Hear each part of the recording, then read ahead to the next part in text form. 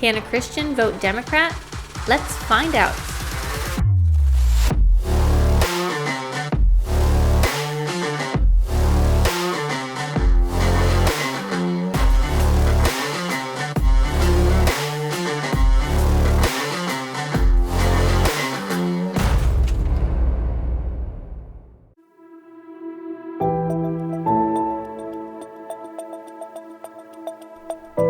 In today's episode, we have two segments. We'll be starting with Can a Christian and then going into Deep Dive. For this segment of Can a Christian, we're answering the question, can a Christian vote Democrat? This is a topic I have seen come up many times, as Christian conservatives will claim that no Christian can vote for a Democrat. Maybe you've seen some of these statements too, like Allie Beth Stuckey saying, in light of these Title IX changes, I'd like to issue yet another reminder. There is no justification, absolutely none, for any Christian to vote for Joe Biden in November. She has also stated, just a reminder, that there is zero justification for a Christian to ever vote Democrat. Other podcasts have also chimed into this conversation. The podcast Wretched made a post about why Christians cannot be leftist. They have made other posts along the same line, such as this one emphasizing the danger of left-wing ideology, discussing the left's opposition to the Bible. Could the left and Jesus Christ be more diametrically opposed when it comes to the issue of truth? Not a chance. These are a few examples of statements out there. So are these commentators correct? Has the Democrat Party become something completely opposed to Christianity? Usually, I like to give a straight answer to these questions. However, in this case, I do believe there are two questions in one. When I ask, can a Christian vote Democrat, viewers may be thinking of two very different scenarios. I would like to address each one. First, imagine being in line to vote. You see people coming out, you overhear their conversation, and you pick up that they voted for Democrats. Can this person be a Christian? The answer is yes. The person who voted Democrat can be a Christian. As Christians who are conservative, we have to understand that not every believer understands the world of politics. There are many reasons a person may vote for a Democrat, and many of them genuinely believe they are doing the right thing. Many look at the Democrat Party and believe this is the party that cares about the poor and the oppressed. This is the party against racism that wants to care for the environment. Focused on surface-level statements and not wanting to delve deeper, they vote Democrat. Then they move on with their lives and stop worrying about politics until the next election. Could we judge such a person and say they don't know Jesus? On the contrary, such a person may know the heart of God very well, but they don't understand both the shift in priorities of Democrats, and they don't understand whether or not the policies of Democrats actually produce the desired results. In other words, it is possible that a devout, sincere Christian would vote Democrat. The problem is not always their faith, but could be their understanding of current times. They don't always see the disconnect between the ideals of a Christian and the advances of the Democrat Party. You cannot look solely at the way a person votes to judge the authenticity of their faith. The second question is the other way.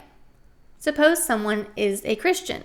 They are preparing to vote, and they are wondering, based on what I believe, can I vote to support Democrats? The answer is no. The beliefs of Christianity do not support the initiatives of the Democrat Party. We'll talk about both some big picture beliefs and some specific applications of those ideas. First, let's talk about language, specifically this statement. Language is a human construct.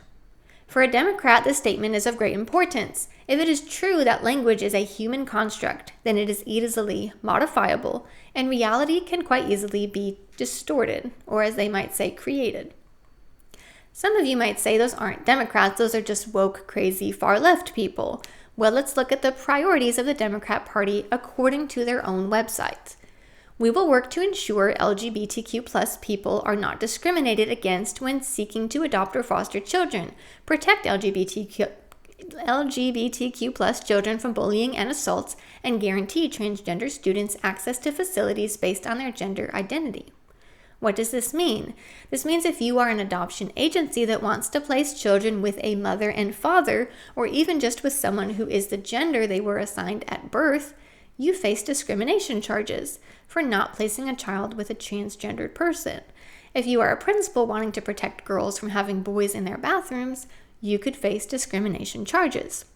At another place, the Democrat Party states, "We will also take action to guarantee that LGBTQ+ people and those living with HIV/AIDS have full access to needed healthcare and resources, including by requiring that federal health plans provide coverage for HIV/AIDS testing and treatment and HIV prevention medications like PrEP and PEP, gender confirmation surgery, and hormone therapy. If you're a medical provider or insurance, you could face discrimination for not providing hormone therapy or gender confirmation surgery." According to the Democrat Party, the priority is allowing people to choose their gender, to change their language. This is more important than allowing religious liberty or practical protections. The ideology behind this political ideal believes that a change in language, such as preferred pronouns, changes reality itself. Christian thinking is very opposed to this line of thinking. In the Bible, language existed before humankind existed. Jesus is even referred to as the Word. Language is not a human construct, but is of divine origin. This means that we cannot change reality by changing our words about reality. Humans are capable of distorting language, but we are not able to change reality itself. I still remember when I was younger and gay marriage was up for debate. Among Christians, there was division over what was the right way to vote. At that time, there was not division about whether or not homosexuality was a biblical lifestyle. However, people would debate whether or not we should care about the definition of marriage being changed. If homosexuals get married, does that really change anything about society? Does what they do affect us? After all, this is just politics. It doesn't affect important things like salvation. I remember the insight of someone else at the time. He said people who are gay don't actually care about getting married. They just want their lifestyle to be viewed as acceptable. If the law changes to accept homosexual marriage at the same level as traditional marriage, then homosexual lifestyles will be validated. This outlook from 15 years ago turned out to be completely true. When I was younger, no one would have imagined that we would be facing the social issues that we face today. At that time, too few Christians could see the ramifications of their vote. Too many Christians set aside the issues as concerning someone else. So today, when we face an issue like choosing to validate a person's right to change their identity, we want to look at what we are actually saying when we vote to support that. You aren't just letting people live their lives. You are validating transgenderism. Another issue on which the Bible is clear is the issue of abortion. It is clear that even within the womb, a life is considered a life. The Democrat Party has a different viewpoint. They state, "We believe unequivocally, like the majority of Americans, that every woman should be able to access high-quality reproductive health care services, including safe and legal abortion." Another issue is justice. Biblically, there are consequences for sin. Of course, the ultimate consequences for sin are given by God, not people. However, it is consistent through the Bible that God loves justice, that he hears the cries of the oppressed. Doesn't standing for the oppressed sound a lot like something a Democrat would say? Yes, it does. However, the practices they advocate for do not benefit the oppressed. Let's see what they have to say. We will take a comprehensive approach to embed racial justice in every element of our governing agenda, including in jobs and job creation, workforce and economic development, small business and entrepreneurship, eliminating poverty and closing the racial wealth gap, promoting asset building and home ownership, education, healthcare, criminal justice reform, environmental justice, and voting rights. There are two key phrases I want to discuss. The first is embed racial justice. Here is where it sounds very good. It sounds like they want to make a system that is just in terms of race. However, racial justice functions very differently. Listen to this statement. Democrats are committed to standing up to racism and bigotry in our laws, in our culture, in our politics, and in our society, and recognize that race-neutral policies are not sufficient to rectify race-based disparities. Policies cannot be race neutral. This is a deviation from the teaching of Martin Luther King Jr. He taught us to judge someone by their character. Democrats are ascribing to an ideology that teaches you to treat a person according to their race. I've had colleagues share with me experiences of being in training meetings where white people have to wait to speak until black people are finished, because white people are viewed as being oppressors and black people are viewed as being oppressed. This is just one specific example, but many people are facing this behavior. Racial justice has become a catch-all phrase that promotes racism. It forces people to treat others based on their race. The biblical answer to racism is not more racism, but rather compassion. It can be difficult for Christians to navigate this issue because the words used to promote categorizing each other into the categories of oppressed and oppressor sound very Christian, helping the oppressed, striving for justice. We have to do more than listen to surface-level language. We have to investigate the outcomes of these ideologies. This is how Jesus taught us to determine whether or not someone is a false teacher. He said, "By their fruit, you will recognize them."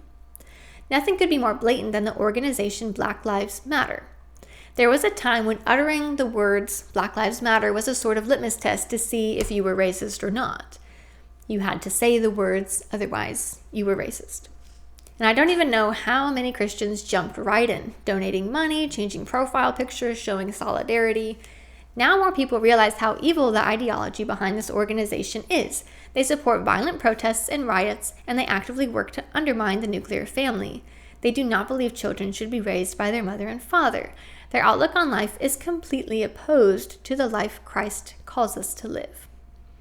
As Christians, we can't be so quick to judge. This is true for organizations in church and out of the church, in politics and out of politics. We must do the work to determine what a group actually stands for, what do they believe, and what are the outcomes of their practices. There are many, many more issues that we could delve into, but I hope you are beginning to see that the core tenets and ideology behind the laws Democrats advocate for are opposed to Christian thinking. A Christian cannot in good conscience support the ideals of Democrats. And now, let's get into Deep Dive.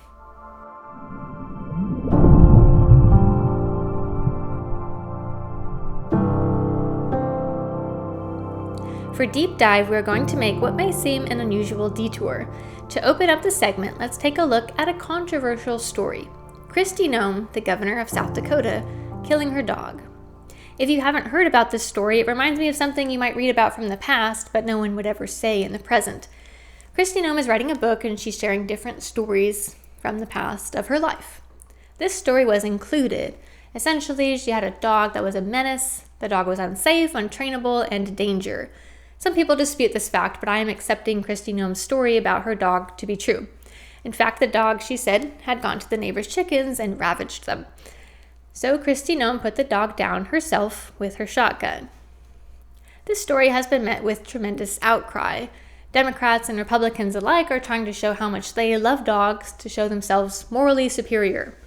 But here is where our deep dive begins. This story reveals what I can see to be a deeper issue than the love of animals. We have to recognize that people are not really mad at Kristi Noem for killing her dog. After all, if Kristi Noem had done nothing in that moment, waited until her neighbors took her to court and made a charge against her, and the dog had been sentenced to being put down, and she'd taken the dog to a veterinarian to be put down in a sterile environment, no one would be upset. Likewise, if Kristi Noem had said the dog had to go to a shelter and it ended up going to PETA, no one would be upset. Let's see how PETA would have handled this situation. As we can see in this article, PETA does in fact put down dogs that are aggressive. And remember that PETA is the organization who's saying things like, we shouldn't be eating cows, or if you wouldn't eat a T-Rex, then you shouldn't eat a chicken. So if they would also have put down an aggressive dog, then why are people upset that Kristi Noem's dog has died?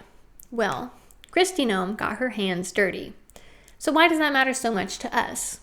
Now here's where we're going to take an unusual detour.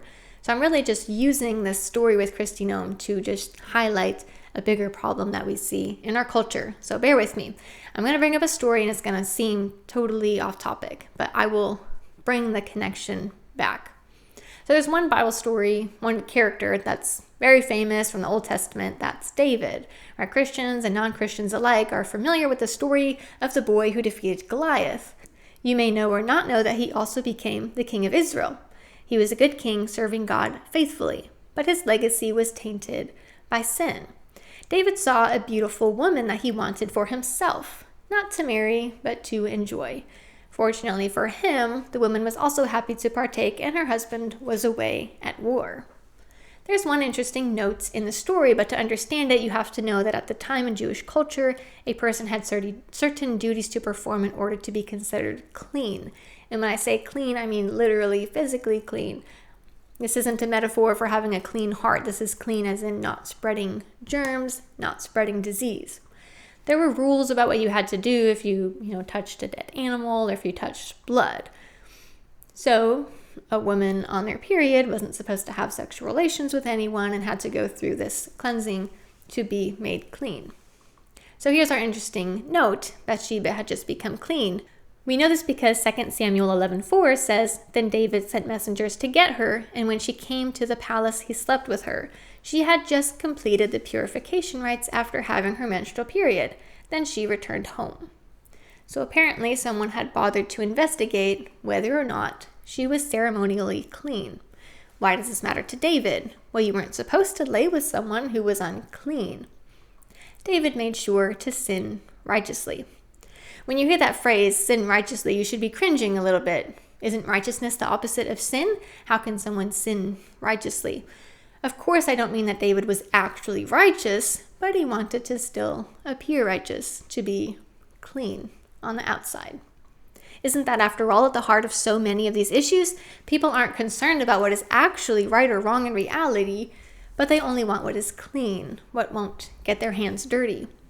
Let's take a look at a couple of other issues that we see happening in our society, and then we'll come back to the dog. Let's take a look at the issue of abortion. If someone were to take a baby, dismember it, and discard it, most people in society would look at that and realize it would be horribly wrong. Whoever did that to the baby would have blood on their hands. But take an expectant mother and send them to an abortion clinic and people feel completely differently. Why? The mother didn't get their hands bloody. The environment is sterile. The doctor is a professional. Certainly that can't be wrong, yet the outcome is the same for the baby. Or consider perhaps the issue of transgenderism. A child is feeling depressed, anxious, or dismayed. Something about them feels wrong, so they diagnose themselves saying they must be a different gender. Something feels wrong to you, but the professionals tell you that you must go along, you must accept it, you must affirm. Otherwise, they will commit suicide. And just a quick aside, the statement a person will commit suicide if you don't affirm them is not true. The stability of their life does not depend on your affirmation. But in this scenario, you believe it and you acquiesce. After all, you are only doing what the experts say. Isn't that what you're supposed to do? If something goes wrong, it isn't really your fault, after all. In doing so, you've been complicit with your child's destruction. And yet to society, your hands are clean. Take the violence and harassment that goes on at college campuses and high schools. A student wants to say another set of students doesn't deserve to live. They don't want to go to class. Well, perhaps the students have been greatly hurt or are emotionally distressed. We can't stop students from speaking. We might look like we hate someone or like we care about one group more than another. The media might make us appear racist or hateful. We want to represent ourselves well. The students rage on, causing so much terror. Classes are canceled. Students are unsafe to walk where they once trod. These students might attack another student. They might continue to ruin the traditions that made a university great. But at least your hands aren't dirty. We're fine with violence so long as it is committed in the appropriate setting. We're fine with adultery and sexual promiscuity so long as it is safe. We're fine with lying and maiming so long as it is done in the name of affirmation and inclusion. And we're fine with addiction to drugs so long as the needles are clean. Our society is saturated with this same problem. People want to sin righteously. They're focused on cleanliness on the outside instead of cleanliness within. We have no problem with evil so long as it's been sterilized. We have no problem with death so long as our hands are clean. So again, people aren't really mad that Kristi Noem's dog is dead. They are mad that she got her hands dirty. Instead of being so focused on the cleanliness of our hands, we should be focused instead on the cleanliness of our hearts. Thanks for joining us for episode 7. As always, I'd be happy to hear your thoughts. And remember to live in truth.